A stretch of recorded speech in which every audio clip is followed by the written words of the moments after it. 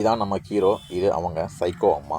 ஏன் அந்த அம்மா சைக்கோன்னு சொல்கிறோம் தானே கேட்குறீங்க. 2 வயசில் பையன் ஸ்கூலில் பையங்க கிண்டல் பண்ணுறாங்கன்னு வந்து சொல்லப்போ, என்னடா அழுதுட்டு வர, அவங்கள குத்திட்டு வந்திருந்தேன்னா நான் சந்தோஷப்பட்டிருப்பேன் அப்படின்னு சொன்னவன் நம்ம சைக்கோ தாய். கொலை பண்ணுறது ஒன்றும் பெருசுலடா, இதான் கத்தி, இதை வச்சா கொலை பண்ணுவாங்க. இங்கே பாரு, பக்கத்து வீட்டு ஆண்டி அந்த அங்கிளை எப்படி குத்திருக்காங்க பாருன்னு சொல்லி படங்களை காமிச்சு அந்த பையன் மனசுக்குள்ளே அப்படியே கொலை வெறியை வளர்த்து எடுத்தாப்புல நம்ம சைக்கோ தாய். ரொம்ப நாளாக நம்ம சும்மா சொல்லி தானே கொடுத்துக்கிட்டு இருக்கோம், செயல்முறையை செஞ்சு காமிக்கலன்னு யோசிச்சா நம்ம சைக்கோ தாய்க்கு யாவும் வந்தது அவருடைய வீட்டுக்காரர்.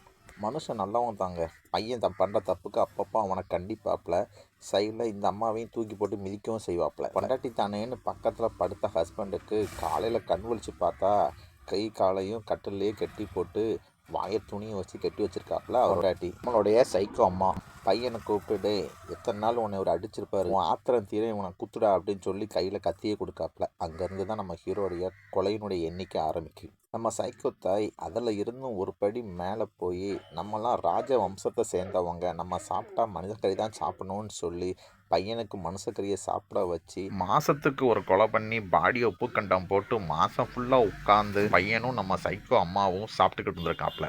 படம் முழுக்க ரத்தமும் கதலுமா தான் இருக்கும். இந்த கதையை முழுசாக பார்க்கணுன்னா கீழே லிங்க் கொடுத்துருக்கேன், கிளிக் பண்ணி பார்த்துக்கோங்க. பாய். மறக்காம சர்ப்ரைஸ் பண்ணுங்க. தேங்க்யூ.